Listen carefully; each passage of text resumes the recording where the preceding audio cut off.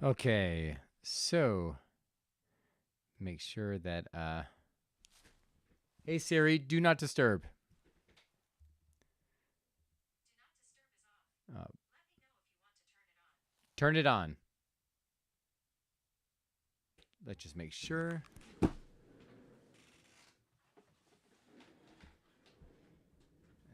All right. So, what is going on, guys? Donnie Rouse here, and today I wanted to just kind of go over a story, and we're just going to go into it. So, hi, guys, my name is Donnie Rouse, and you are listening to the podcast One Life Destination Unknown. Do you ever get the nudging of the universe, these synchronicities that are seem to be pointing you in a direction, but you are not listening to that call? And the other thing I want you to do is just follow. How do you feel when you think about this opportunity that is coming, that is in your life? What I'm referring to is a conversation I had with somebody just now at the cafe. And I was so excited to share this that I was rushing over here and I clipped a corner of a curb and ended up getting a flat tire bending my rim. But the fact that I'm on here right now and I'm not changing it shows you how excited I was to share this message. So before we go there, what are you being called to do? I could even phrase this by saying, where are you being called to go? And what are the signs that are saying that you should be doing this thing? It could be permission from the people who you didn't think you were going to get permission from, such as your parents or your family. It could be these synchronicities where friends are all telling you about this one place or this one opportunity. And then lastly, it could be just the sheer fact that you smile and you feel great every time you think about it. So then what gets in the way? Something I like to call the comfort trap. And we all experience it at some point let's just say everyone experiences it. It doesn't matter where you are, what country you live in. You always experience the edge of that comfort zone. The question is, what are you going to do when you approach that wall, when you approach that boundary? Needing a little bit of a break from my day, I was, you know what? I need to just get out. I need to be around people to talk to somebody. So I got in my car. I was about to go to New Canaan, the town over for me to hang out with my brother's girlfriend. Then something inside of me is like, all right, let me just do a 180. And I ended up turning and going to downtown Stanford. I went to one of the cafes, Cafe Capriccio, and had a decaf espresso. I know it's a sacrilege. I had a decaf. And surprisingly, there was actually creme on the decaf, and he got it from a can. It was okay. I was I was happy with the decaf shot I got. But what was even better than the decaf shot was the conversation that I had. So I was talking to the guy, Alex. I'm sorry, I don't remember. There's one gentleman there, but then the manager came in, this guy named Alex. As we were talking, he started telling me about Ecuador. And seeing about the passion he had for his country made me, I'm like, you know what? I really want to go there right now. I told him, I was like, I'm ready to book it right now. I want you to make me an itinerary.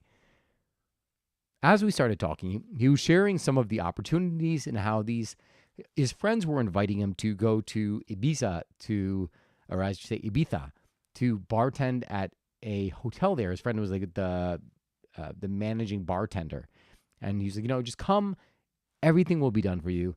All you have to do, you have a place to stay, you have a place to work, just come. And he was telling me how he felt so excited about this opportunity and how it would be such a lifestyle change. And I was like, all right, well, then why don't you go do it? He's like, because, I would be leaving everything here behind. I probably wouldn't come back to the States again. I was like, all right, well, why is that? And he went on to tell me, he's like, well, when I came here from Ecuador, I came and I hadn't gone back. It's been 18 years I've been living here. I go back, but, this is where I call home. I'm like, okay. I'm like, well, do you have family here? He's like, yes, my parents live here. I was like, yeah, all right. So I guess I see why you would want it. He's like, no. He's like, but they're okay with it. They want me to go. They gave me their blessing. I was like, all right, well, so again, what's stopping you? And he went into the saying, talking about then the pace of life. He said, well, and I know in Ecuador there's a slower pace, and I like the pace here in the States. But then, well, how about Ibiza? I was like, that's a pretty uppity place. Like there's a faster pace there, and it's a great vibe from what I've heard. Then he went on to tell me how like all these synchronicities, like his parents giving the blessing, his friends having the job, and other people chiming in. He's like, it just seems like I am being called to go. Then why don't you? It's the same reason that all of us get stuck in a spot where we want to make a change, but even if it's a change we want to make, we end up pausing because it's at the edge of a comfort zone. We've been used to living a certain way for so long. And now the uncertainty of stepping beyond that creates discomfort. It creates fear. My intention of this podcast is I want you to understand, where are you being called? What is it that excites you? As I was talking to Alex, we were talking about travel, we were talking about TV. He was telling about one of his favorite television shows called Gran Turismo, and how they go to these different countries with cars, and the story is about the journey to get there and the experiences they're had. He's like, I don't watch travel shows. He's like, I watch shows like this because then I get the experience of what it's really like there, and you're seeing the whole journey, like what they have to do to get around this country. When he was saying that, I was thinking like, oh my God, a coffee show, reviewing coffees around the world, but making it about the journey. So you could see where my head was going. And the reason I say that is because, I had thought about that, but what's been holding me back from taking any kind of action on that? So I call it the comfort trap, because anytime you get to the edge of comfort zone, you have two possibilities. You can retract, or you could leap over or break through it. Only one is going to make you feel alive and give you the emotions you want. So then when you are at that, how do you break through? How do you take that leap of faith? One of the ways is literally just taking the action when you are feeling that heightened emotion, taking action at that point, because when you were in that heightened state, you are thinking about the best possible outcomes, right? It's the same reason I'm here right now. I literally just blew out my tire, but I was so excited to come here and share the story that you had because I thought it might help you. That if I were in any other kind of mood, if I was in a stressed out, anxious mood, whatever it is, I would have been really pissy. I probably wouldn't even have made it on here. But because I was feeling so good, a flat tire and a new rim, which is probably going to cost me over $1,000, couldn't even get me down. So when you're in that state, the actions you take are different, right? Because you're acting from a heightened sense of awareness of what's important to you. You're looking at a vision. Now, anything else that happens outside of that doesn't matter. So the first thing is to take that action when you're in that heightened state. Secondly, let's create a scale, right? Imagine there's this imaginary scale. What do you get if you stay in that current position? You get more of the same thing, right? Which is not necessarily a bad thing. As I'm talking about this, I realize not everybody has this desire to go travel the world and do all these crazy things. Maybe you do, in which case I'm glad you're listening with me. But this trip, the topic of this trip can be anything in your life. It could be the choice to have kids. It could be the choice to sell your place and upgrade to a 2-bedroom, or whatever it may be. It's all the same. So number 2, when you imagine a scale, right? How do you feel like when the scale is empty? It's a balance, right? There's nothing tipping in one way. Either way, you can make a move one way, you can make a move the other. Doesn't matter. But what happens when you start to stack weight on one side of the scale? Right? All of a sudden, it starts to drop down. And think of the scale as the emotions that you put towards an object. So we're going to use this trip as an example just because it's part of the story and it'll make sense. So Alex thinking about this trip, can you start stacking the emotions? All right, well, tell me, Alex, what would it be like? And I'm just making this up. Oh, it's gonna be great. I'll be able to, I'll be able to go to the beach on a daily basis. Where here, I don't get the chance to do anything. I work all day, and by the time I get out, I don't really have time to do much. That's actually what he said. So, which is like, again, let's take a put double the weight on the moving side, and then what he would actually gain versus what he would lose. Like, right, he knows what he's already getting. Like he doesn't have time to even go out. He doesn't have time to socialize with friends because he's in work, and by the time he gets out, the sun is set and the day's lost. So, all right, we got one up here. The new change, right? He wanted to change. He likes the idea of traveling and going around different places, being able to be located in Europe and being able to take a weekend trip. With this job, he would be able to do a week trip every 3 months, right? So he'd literally get a month off. Every 3 months, he'd get one week. It's a lot of traveling, a lot of experiencing of life. So let's put another coin on that side, right? What does he get if he just kind of gets into his worries, right? His worries was not coming back here. Really, the worry that he is facing is just taking the risk. And really, there is no downside, right? He can go there for 3 months and he can totally come back.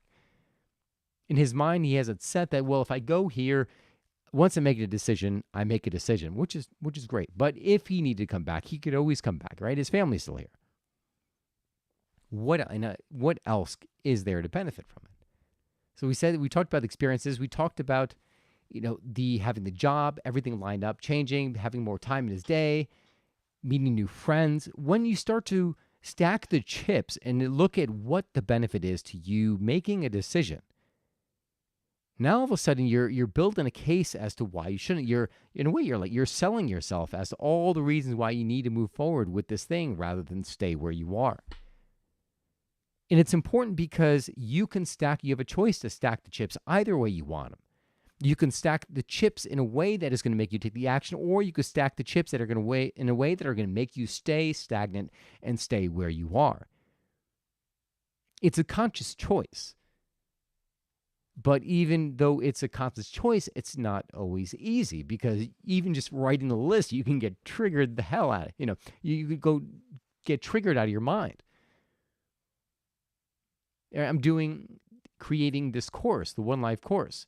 And even in doing that, I'm going through the steps that I would bring somebody in order to create their life vision. And there are parts that I find myself wanting to avoid, parts that are very, very beneficial to the whole vision, the whole life planning process as a whole. And why is it? Why do we not want to go there? And it's fear, right? It's fear of the unknown. It's fear of facing that, if I do this, there won't be any excuses and I'll have to, and now I'll have to act. But doing so is going to be the best decision you can make. And then let's stack on the last thing, the fact that when I spoke to him about it, like you can just tell it's the emotion, right? Follow the emotion. He spoke about it and he just lit up. He's like, oh my God, yeah, I'm just imagining this. It would be so much fun and the experience of doing it. And he was literally about to jump out of his skin. I was getting ready to jump out of my skin for him. Follow the emotions. Like, what are the emotions you're feeling around something? Now, it's a tricky thing, right? Because you don't want to keep chasing. You don't want to chase the thrill. But I would argue the opposite, so that it's very, very hard to chase you could chase the thrill, but you'll soon realize that you're literally just chasing a thrill. You'll fizzle out and you'll realize, okay, I want something stable. And there's nothing wrong in that. There's nothing wrong with experiencing it and then deciding later. But now looking at those two sides, right? He has, all right, the stable, the comfortable job here, not much time. And then you literally look at how the two sides are stacked. Clearly, there's a case here for him to take that trip, for him to take that new job. And the only thing that for him to do is decide. If he hangs around with me, I promise I will get him to do it. But where are you in your life?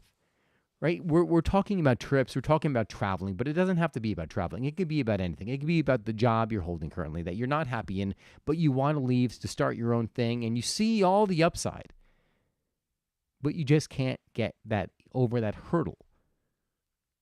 Or maybe you want to ask out that girl, right? And you're only looking at the downs. And I'm using this as my own example because sometimes not sometimes, a lot of the times, my mind will kind of spiral in this where like I would be so nervous about asking someone out and not looking at the upside. Well, what if it all worked out, right? Like there's nothing to lose. You could ask somebody. And if they say no, then okay, on to the next one. But if they say yes and it ends up being a real, genuine connection, what is possible after that? Right? Imagine meeting the love of your life, having all this experience, being someone you could spend time with, talk to, have intimacy with. And now look at the object. Imagine knowing that she's out there, but not taking the step to meet her and losing that opportunity. How does that feel? That is literally the game you have to play with yourself in order to move into action, move into the things you want, because it's all about emotion. You have to stack the emotions high in the thing that you want in order to take the action. Or sometimes you could just say, literally, you know what? 3, 2, 1, boom. Courage only takes 1 second. 1, boom, and you go. Again, I tell you this because when you see these things present in your day, I want you to recognize them as signs, things that are calling you to experience something, to do something. Because you are being guided, right? You're always being guided. And we forget that. We forget that there's something greater than us that is moving us in a certain direction. But you have to get out of your own mind. You have to get out of your own way sometimes in order to be able to see it. You have to try something new, even just having this conversation. Like if I had not had this conversation with me, it probably wouldn't have been on his mind. But now that we started talking about it and I started encouraging him, maybe he'd be like, you know what? Yeah, I really enjoyed talking with him, and maybe I will do it, right? Because it's showing up.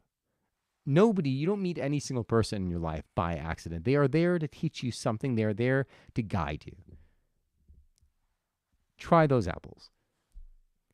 I hope you enjoyed this podcast. I hope it in some way inspired you to take some kind of action towards your deepest desires, the things you want, the things that are going to light you up, because you only get one life and you guys are meant to live the most beautiful vision of that life that you have. So if you enjoy this, please hit that subscribe button. And if you have a question or if you'd like to comment, you could do so by visiting my website at www.donnyraus.com, DonnyRaus.com. That is all I've got for you guys today. I hope you enjoyed this quick episode. God bless you. Remember, you get one life and you live one life, but you only get one life. Live it. God bless, and I will see you again soon.